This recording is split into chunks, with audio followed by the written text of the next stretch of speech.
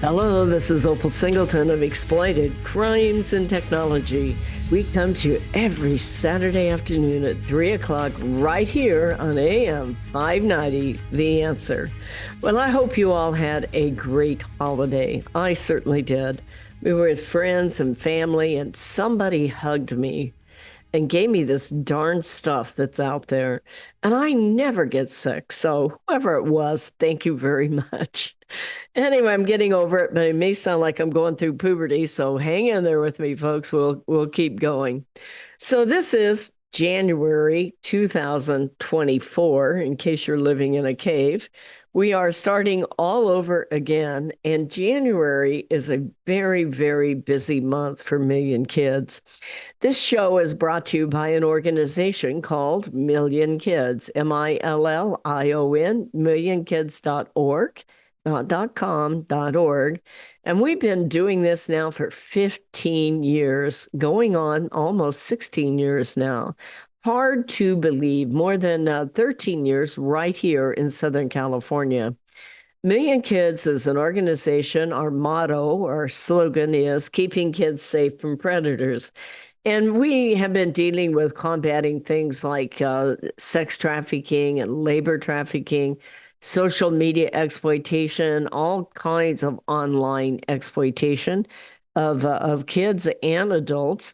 We take real cases. We get involved because for the last 13 years, we've served as the training and outreach coordinator for the Riverside County Sheriff Department, working with their anti-human trafficking task force.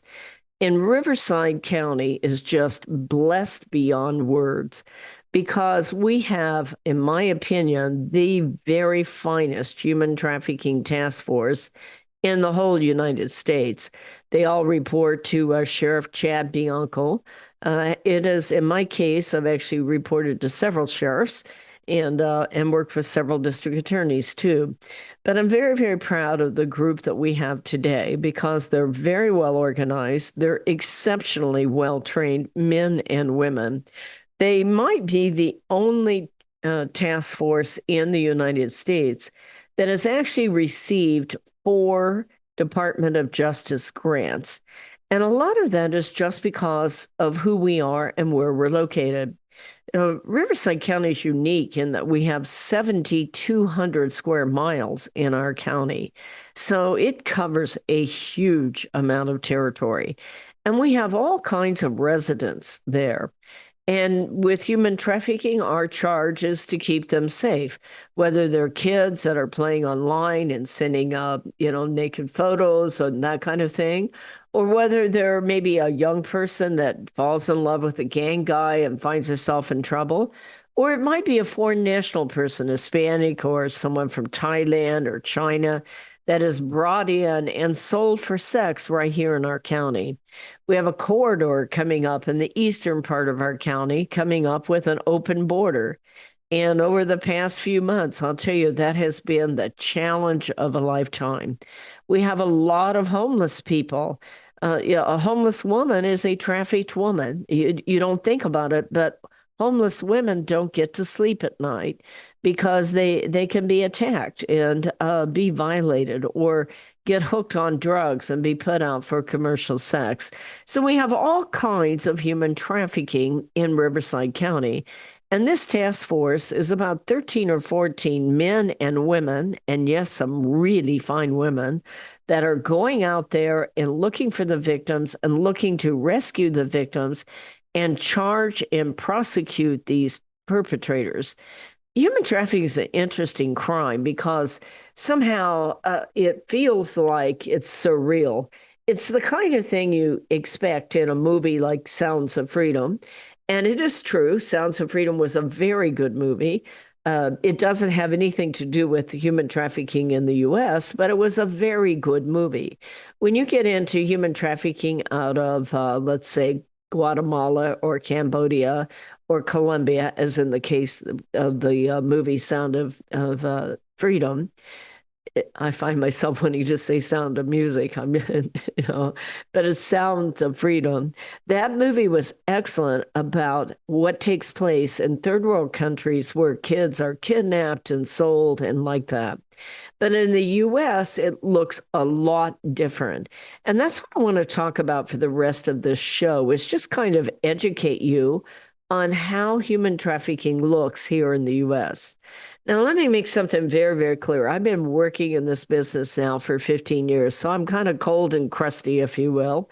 I do not believe that there is a human trafficking victim behind every bush, that they're just everywhere and we're just not recognizing it. I do believe that it's more prolific than the average person understands. And what I know in my heart of hearts, it is more damaging to the soul of the victims than any of us are capable of comprehending. So it's not as prolific as many of us hear about. It is out there. And quite frankly, there are three or maybe four primary factors that is making it a lot more commonplace than it was even 2 or 3 years ago. Some of those factors has to do with the fact that we've experienced a technology transformation. Our kids and our grandmas and grandpas too are on dating sites. They're on hookup sites. They are playing in chat rooms. They're on video game chat rooms. And they're talking to millions of people they don't know. And some of those people are not nice people. And, it's very interesting to me that we would place our precious young people online without giving them the tools to be able to recognize when they're talking to a bad guy. But with our technology transformation now, it's changed dramatically. If you're on Discord, like the games, Fortnite, or if you're on TikTok, Talk, or Light, or Byte, or any of the big dating sites like Tinder or Meet Me, Plenty of Fish, you're on there talking literally to millions of people you've never met. And so it's changed. Some of us old codgers, we get on there, we go to Facebook, we have 45 friends. We know who they are. They're either a friend or a friend of a friend or something like that. And if we don't like them, we block them. But we take our 11-year-old daughter who wants to be an influencer and hand her a device where she now suddenly has 5 million followers. And if you have 5 million followers, have you ever thought about what percentage of those people might be pedophiles? Let's say, for the sake of math, it's 1%. That's 50,000 people that may not want the good for your precious young daughter. And so the name of the game is, if we're going to put them on the device, we better give them the equipment and the mindset and the thinking on how to determine who's the good guy and who's the bad guy. Because guess what? A majority part of recruitment into sex trafficking happens online. It starts online with people that look like an innocent chat, maybe in a dating site, and it is gang driven. Literally 80% of the gangs in Southern California that are 80% of the cases of sex trafficking are related to gang recruitment. They take their 16-year-old guys who look like great hunks and a wonderful catch, and they put them on a dating site or a hookup site. And many of those sites have geolocation software on them. And it turns out they live just, 6 miles down the road, and let's get together and get acquainted. And it seems like great fun. Everybody's just flirting, and nobody understands what is really happening, when in fact you have started the grooming process. Your daughter, your 13-year-old daughter, shows up with a 23-year-old boyfriend, and you're saying, I don't like this guy. He's a creep. I don't like the way he talks to you. He's too old for you. And you're saying you're grounded, clean up your room. And he's saying, hey, baby, you're hot. You're in a tug of war at that point. You're not arguing with her, and you're not arguing with the boyfriend. You are arguing with that fantasy he is creating in her. And when a parent gets in a tug of war with a fantasy, they're going to lose. This is called the grooming process. And in order to be able to put our kids online, they need to understand what grooming is all about. The LGBTQI community is saying, well, they're targeting them, and that's a bad word. No, let me tell you, your 80-year-old grandmother can be groomed on one of those dating sites. I guarantee you, it doesn't have anything to do with your sexual orientation or your age or anything like this. We all have fantasies, and when you go online, you get to have what you want to have because it's taking place in your mind. And it builds into a fantasy, and we all want what we want. My name is Opal Singleton. We are coming up against that break, folks, so stay with us, and we're going to be right back.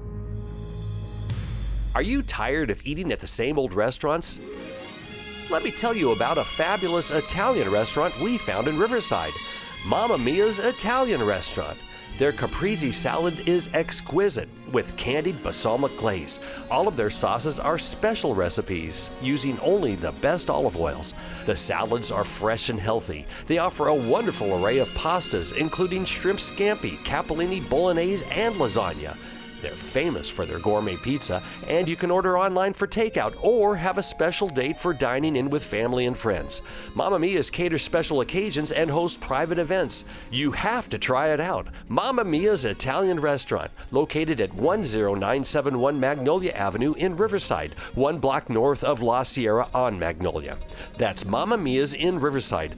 Be sure to tell Michael, Alex, or Joseph you heard it on AM 590 The Answer. Hello, this is Opal Singleton of MillionKids.org. I believe the 4 most powerful words on earth are I believe in you. So we created a challenge coin that says, I believe in you on one side and stand tall, you are loved on the other side. This one-of-a-kind challenge coin is a perfect gift for birthdays, anniversaries, graduation, Christmas presents, or just an anytime gift for someone you love. What a powerful message for a parent or a grandparent to give to a young person. This 2-inch coin is made of polished gold. It's striking to look at, and it is priceless to hold. It is packaged in a beautiful black velvet gift box. What a great way to leave a legacy of love that will last forever. To purchase this coin, go to millionkids.org/gallery. Each coin is $25. Go to millionkids.org/gallery to purchase and give a legacy of love. Real estate sales in the Inland Empire are really hot. Sean and Colleen at Caldwell Banker Armstrong Properties in Riverside are proud to sponsor this show. They are the best in the Inland Empire. They're fair, honest, creative, and they care about you and your situation. If you're in the market to buy or sell a home, call Sean and Colleen at 951-529-4066. AM 590, The Answer. Hello and welcome back to Exploited Crimes and Technology. This is Opal Singleton, and January is National Human Trafficking Awareness Month. My life becomes an absolute blizzard. I'm coming and going and meeting myself in the hallway. There are so many events that are taking place that we participate in January. That's why I take December off, by the way. And it was worth every bit of it. I don't apologize. But there will be a lot of events in the Riverside and San Bernardino area related to human trafficking awareness. I want to bring to your attention one of them that I just found out about is January 11th at 3:30 in the afternoon at the Civil Rights Institute in Riverside. And the reason I bring that to your attention is the SOROPTOMISTS have put this together, and Attorney General BONTA will be attending there and be speaking on human trafficking. So if you have an interest in that, this will be posted on the Million Kids website, and I'm sure we'll be e-blasting it out. If you don't get our newsletter or our announcement, I would highly recommend that you go online and join millionkids.org and sign up for those newsletters. But that is January 11th at 3:30 to 4:30. That is Attorney General BONTA will be speaking. It is put on by 4 different organizations of SOROPTOMISTS, amazing organization. SOROPTOMIST and Rotary both are known for taking on human trafficking, and we do a lot of work with them. So one of the things I want to get back to is how trafficking happens. Now, because Attorney General BONTA is coming to town, I pulled up all of his websites. He is quite passionate about combating human trafficking. And, there's a lot of disparity that's going on in Riverside and San Bernardino and throughout California, actually, about what is taking place in human trafficking. Because there was a bill that was passed by the House and Senate up in Sacramento, and it was signed by Governor Newsom. And the Attorney General made it pretty clear that he wasn't really crazy about this bill. I have made it very clear that I'm less than crazy. I am absolutely anti this bill. This bill is called SB 357. It was introduced by Senator Scott Wiener. It actually passed in 2021. Somehow it was sat on in somebody's desk, mainly the person who wrote the bill, for 9 months. And it was after the recall election and after the primary election when that bill actually was presented to Governor Newsom, and he signed it. And he signed it, with saying that he wanted to put the equivocation on it that he believed it would not increase human trafficking in California, but he's going to monitor it. Well, I'm going to tell you, I hope he's monitoring a lot closer than it appears that he is, because this is a bloody disaster, in my opinion. SB 357 is a bill. You can look it up. California SB 357 rewrote the penal code for loitering to solicit for street prostitution. And what it says is that law enforcement can no longer intervene if you're loitering to solicit for street prostitution. And the results have just been catastrophic, absolutely catastrophic, more than I would have thought. We haven't seen it as bad in Riverside and San Bernardino, although we've certainly seen an uptick in the amount of commercial sex being offered out on the street. But down in San Diego, by the naval bases, the mayor of National City and the mayor of San Diego are just beside themselves. I was down there with them and speaking down in San Diego, and literally from all across the nation, gangs are bringing in women from all across the nation who are very scantily dressed. It makes my heart bleed. I mean, how can a woman have any dignity at all walking up and down the street at 9 or 10 o'clock in the morning in pasties and a G-string and 5-inch heels? I mean, these women, I have to believe, are not there willingly. But they're being brought in from all across the nation, lined up in front of the naval bases and other places, especially in San Diego.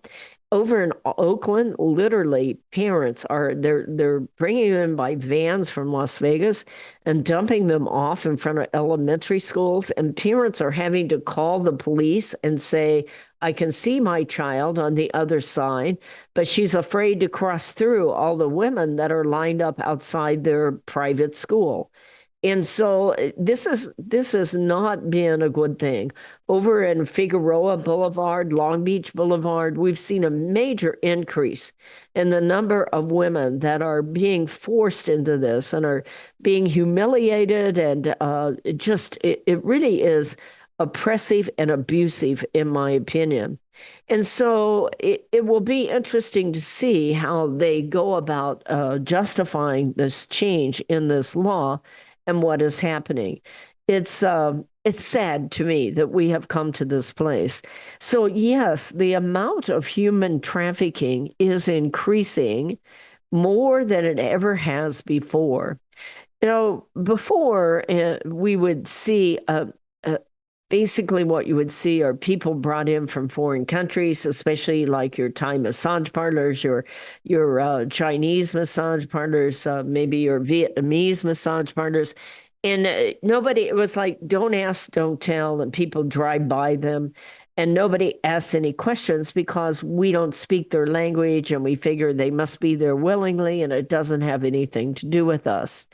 Well, let me explain the difference here between commercial sexual offerings and human trafficking. Every now and then I'll have somebody, and at night, they'll be talking to me, and I'm in a group of friends somewhere, and this guy will say, "Well, look, can't a woman decide what she wants to do with herself, with her body? It's her body. She's an adult." Yeah, certainly you can. Absolutely you can. That is not human trafficking. And so for people to think that just because somebody has decided to go into commercial sex, they're a victim of trafficking, that isn't really the reality of it. But what happens is they get started in this business, and pretty soon somebody comes along and says, "Here, let me manage you. Let me help you with your marketing." Or you fall in love with a boyfriend somewhere, or you get involved with a gang, and it is absolutely brutal. And that is where it starts. And we have a law in California that says if you're under 18 and you're engaged in commercial sex, you are automatically a victim of trafficking. But it's not that simple, because we also have a law that says that we cannot force any of the victims to come in and take services. So historically, how it happens in the young people is they go online, they go on a dating site, they hook up with a gang guy. And keep in mind, many of our gangs now are associated with the Mexican cartels. And so the next thing you know, they've been initiated into the gang. And since this is a family show, we'll leave it at that. But you get the idea. And pretty soon they have no choice. Neither do they get to keep the funding. Now, if they're under 18, they're a victim, but we cannot force them to take our services. If they're over 18, if they've decided to do this of their own free will, they are not a victim of human trafficking. However, if someone comes to them and says, "Look, I need you to make more money, we got to pay the rent," that is coercion. Human trafficking is defined by force, fraud, fear, and coercion. So, or coercion, let me say that right. It is not and, it is force, fraud, fear, or coercion. So suddenly you may, even if you started out there willingly as an adult, if somebody's taking your money or making threats or withholding food or asking you to supply them with the gas money to get you to your date side, or getting you to pay for an ad that they place somewhere, you are a victim of trafficking. You can start out willingly, which is how sometimes it starts out for adults. And then they get out there and somebody's taking their money, they're beating them up, they're making threats, they're moving them around, they're moving them from hotel to hotel, they're advertising them online, and many of those girls have no idea what name they're being advertised in or what area they're even at. If they're in Colton or El Monte, they will not know that because they are moved in the dark of night, oftentimes from motel to motel to motel as they are on a circuit. And they are not there willingly, and they will have a quota. So many of us get this confused with the movie Pretty Woman. And I saw that movie, okay? It was a darn good movie, and she was great in that movie. But she made love for $3,000, and the next thing you know, he marries her. That is not how it's happening right here in the Inland Empire, in Riverside, and San Bernardino County. If it were like that, I wouldn't be railing against it. But we have to understand what this is all about, how to recognize it, and how to intervene, or at least be able to report it, and most of all, how to prevent it. This is Opal Singleton. Break time. Be right back. Societal Shift, A World Without Borders and a Home Without Walls. This is the most important book you will read this year, especially if you have children or grandchildren. We are living at the most important time in all of history. In 2020, the entire world will be connected by internet, more than 6 billion people coming together. Technology will provide many great advantages for our kids, but a world without borders for our kids is also a world without borders for pimps, predators, pedophiles, cartels, and organized crime. It is a home without walls because 87% of the kids sleep with their phone. It is the greatest societal experiment of all time. Our kids are technology geniuses, and their parents are technophobic. Some are techno-impotent. New apps come with no warnings on how a predator will use them against our kids. Advancing technologies like encrypted messaging, vaporware, artificial intelligence, cryptocurrency, and the darknet will challenge law enforcement, teachers, and parents to keep kids safe. Recent research states that 9,000 kids a day are being blackmailed with a naked photo, and 58% will meet their predator. It is indeed a societal shift, and one in which most parents are unprepared. If you are a parent or grandparent, teacher, counselor, or social worker, please take time to read Societal Shift. Only $18.99 plus $6 shipping. Order today at millionkids.org. That's millionkids, millionkids.org. It'll be the greatest gift you can give your family and yourself. Order Societal Shift today. Million Kids takes checks and credit cards. Opal Singleton, the author, will personally sign the book and send it to you. Again, go to millionkids.org and order Societal Shift today. Join Million Kids. Keep our kids safe from predators.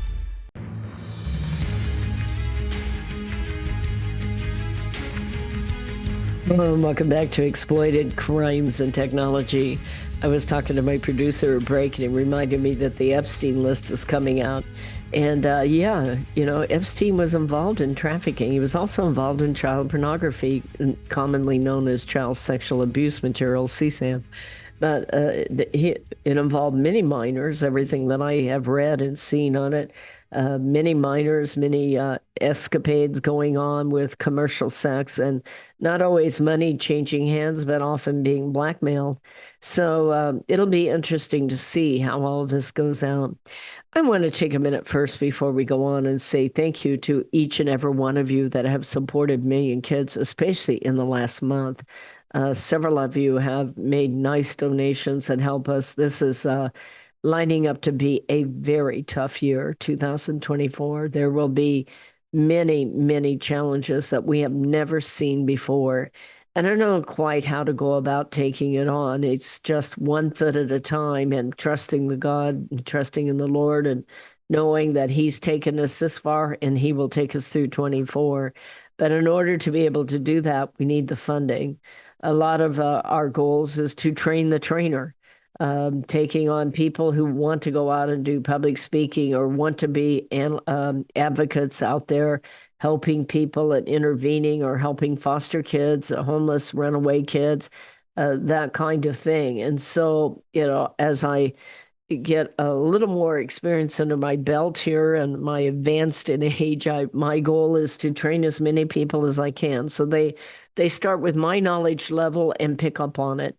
And your funding makes that possible. I couldn't possibly do this without the support of a lot of really, really fine people, and I appreciate it. So let's talk about how all this happens and what human trafficking really is. For the most part, what happens is it starts out as a relationship. Now, there can be things such as family trafficking, and you will run into that at times. And in family trafficking, what you have is a mother usually that's on meth, and maybe she has a live-in boyfriend or a husband. And what she will do is put the young daughters out for sex and advertise them online and like that. So you can have family trafficking. And we talk about that when I train in schools, because a lot of times a teacher or a school resource officer or somebody like that will be one of the first to pick up that the kid is missing the first class or leaving class early and dressing very provocatively, or maybe some of the other students have seen her sex ad online. Yes, guys know how to check sex ads these days. So it can be family trafficking. However, normally the way that it happens, it starts with basically a fantasy. A girl will fall in love. A girl will fall in love and or find a new friend. And this is the reason why something like 60% of sex trafficking cases, the victim is from foster care. And so all of you that do things for foster kids, it makes all the difference in the world. I know the church I belong to usually, and I think they're probably getting ready to do it again. Last year, we raised the funding to be able to provide out. I think we provided something like 30 of the comforter sets. They weren't just comforters, they were matching sheets and some sort of decorator item like a star or a bear or something like that, so that they would, when they came to a foster family, they had something of their own that was brand new that said, "Welcome, we care about you." It's very important that we work with the foster agencies and also any family that's a foster family. If you have a foster family in your church, support them, support the parents, support the kids. Ask how you can help. Maybe they want to join a soccer team, but they don't have a uniform, or they want to be in a dance class, but they don't have the little outfit that goes with it, or maybe they want to try a taekwondo. You don't think about it, but foster kids don't get to do those things because even if they get a home, usually the homes aren't well funded, and so they may have a place to live, but they don't get to participate like the rest of them. So that's one of the ways that you can find somebody in your church that's raising foster kids, or someone in your neighborhood, and support them that way. The reason why foster kids and homeless, runaway, pregnant kids are so vulnerable to being trafficked is they don't have a lot of options and they need money. And on top of it, they are desperate for someone to love them like everybody else is loved. And we don't think about it, but in my family, I had two-parent household. And we didn't always get along, and I guarantee you I ticked her off a few times. But I knew I could always come home and that there would be somebody there that would be proud of me. Foster kids don't have that. And that's what makes them so vulnerable. And gangs guys have figured this out. They come along and you're gonna be my baby, and I'm gonna take care of you, and you're gonna be my woman, and I'll give you everything, and I'm gonna marry you someday, and we'll have a house. And they blow in their ear and promise them the moon. And for a kid who's really, really hungry for love and inclusion, especially inclusion, I've often thought that inclusion is the single biggest factor in being vulnerable to human trafficking. Many of you may know that me and kids, we have a challenge coin that we sell online. And it says, "I believe in you" on one side. We sold a lot of them at Christmas time. That's great. "I believe in you" on one side, and "Stand tall, you are loved" on the other side. Those challenge coins are $20 a piece unless you get the gift box, and they're 25. And we sell those so that you can give them to someone that needs to know that someone believes in them. They're a great legacy for someone like a parent or a grandparent to give to a grandkid, especially like at graduation or their birthday or something like that. But they're also important to give to, for instance, if you have a foster kid in your community that you want to know that you believe in them. I don't want to get too detailed here, but I have done a lot of speaking at foster agencies and group homes because they are the most vulnerable. And while we are certainly interested in intervening in cases, we also want to prevent as much of this as possible. And I will never forget, I was at a group home. I won't say where, but it was in a very bad part of town. And most of the people in that group home were gang members. It was fairly obvious to me being trained. But there was one young man who was a blonde kid. He was very smart. He had stayed quiet. He stayed at the back. He was just trying to avoid the line of fire you could see. And I was talking about, setting goals and making dreams. And the way that you don't become a victim of trafficking is you know who you are and what you stand for. You decide you want to be somebody, and you're not going to take shortcuts with some creep who's promising you the moon.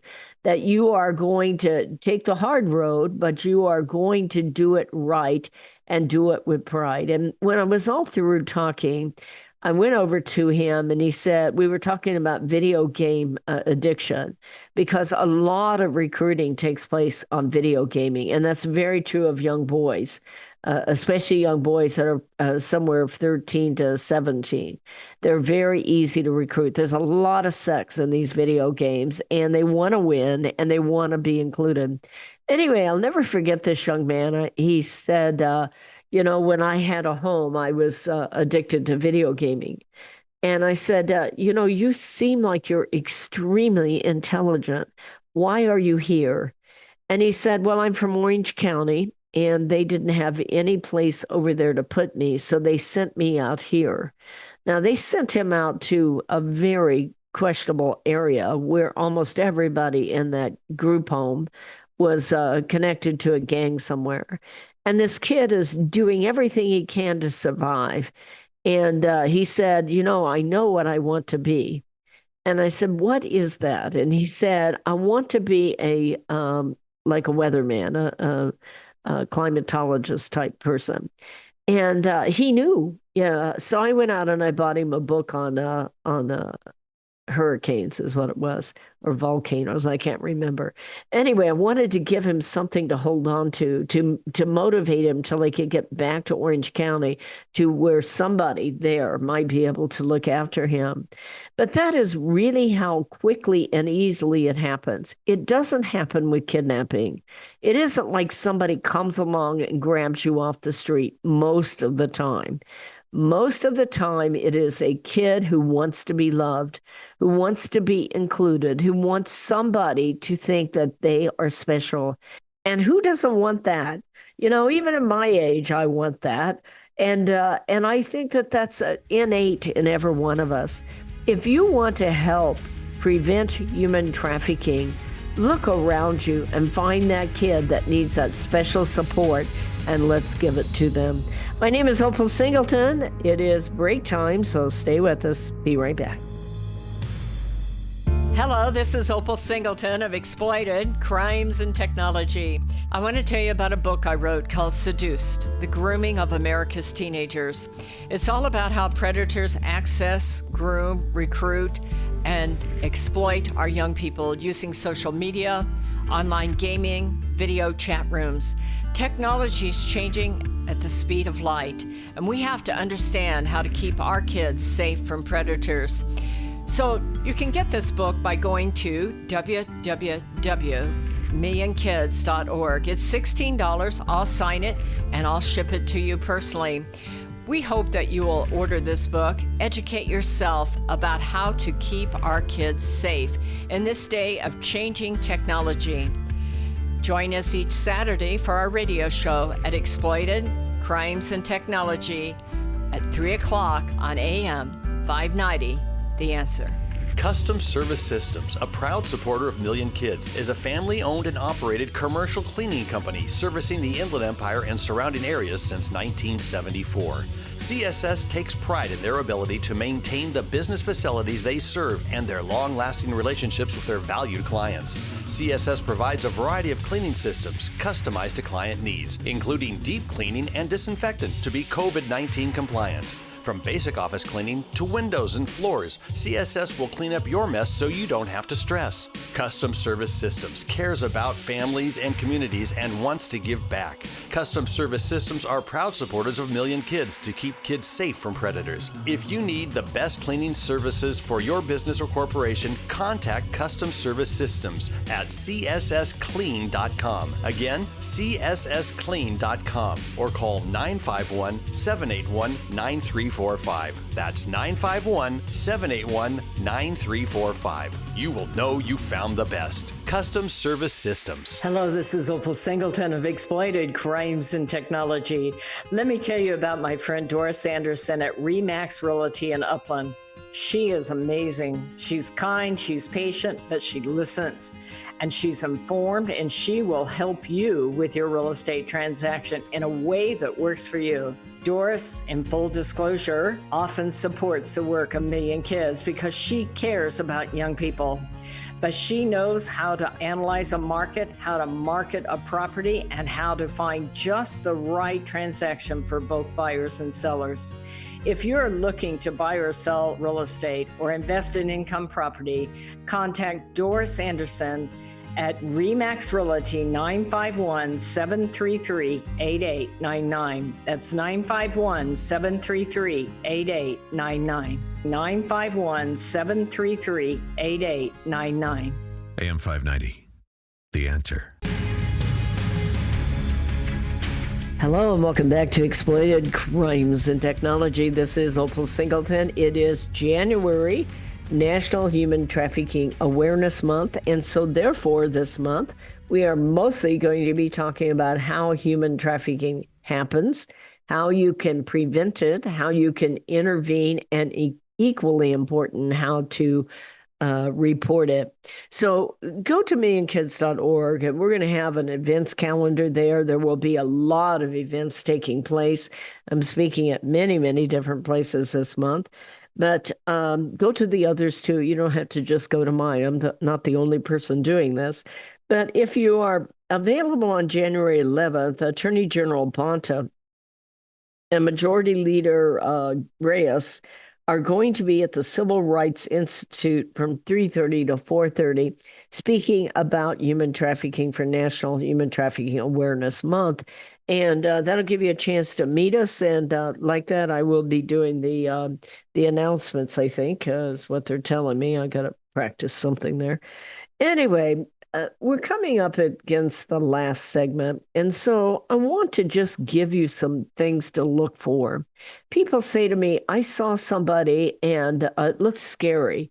You know, he looked like a gang guy, and he was like controlling her, and she looked pretty bad. She had some bruises and like that. And I wanted to help, but I didn't know what to do.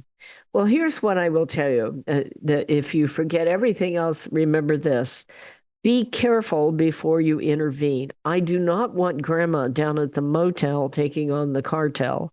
These people play for keeps. What you can do is slip away and call the police department and tell them, you know, I'm here and that's what it looks like to me. Maybe somebody would like to investigate. If somebody is asking you for help, then help them. But be careful. Do not take a lot of these people on. First of all, these gangs, you know, they don't work individually. They protect each other. And you want to be very, very careful.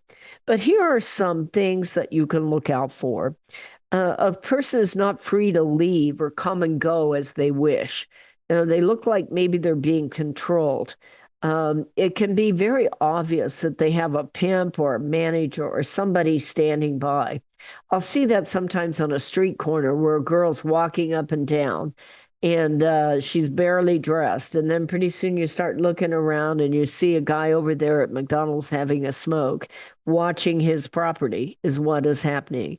There are such things as pimp tattoos. The most common pimp tattoo is a rose made out of $100 bill and bills, multiple bills, by the way. If you see it on a guy, he's probably a pimp.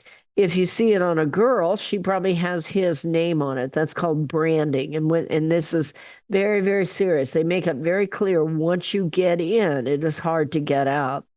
You know, what'll happen is that you will see that there may be a woman controlling other women. About 60% of girls recruited in sex trafficking are recruited by another girl. Now, out on the street, that's called a bottom, and I won't say what it's really called because, again, it's a family show. But this girl is the pimp's right-hand girl.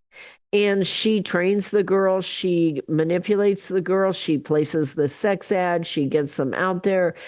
She often handles the money, and she may discipline the girls. And in many cases, that bottom girl is more dangerous than the pimp themselves. And so do not be surprised if you see multiple girls working together. Another sign is if they're unpaid, paid very little, or paid only through tips. This is labor trafficking.